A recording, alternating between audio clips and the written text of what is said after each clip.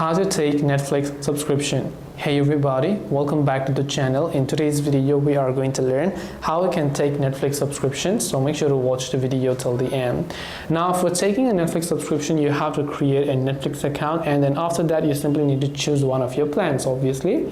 So what you have to do here is, instead of using the app, I would recommend that you open up your browser, then go to netflix.com. now you can simply use any email address that you want to for your Netflix account over here. I'll just choose a random email here, then tap on the get started option. The next step will ask you to simply enter your password. So once you enter your password and then you try to sign in, what happens is that you will be asked to enter your payment details, right? So you just have to go ahead and then make sure to enter an email address, enter your password. Then if you haven't completed with your payment details yet, you simply need to go ahead and then basically confirm your payment details in order to take a Netflix subscription.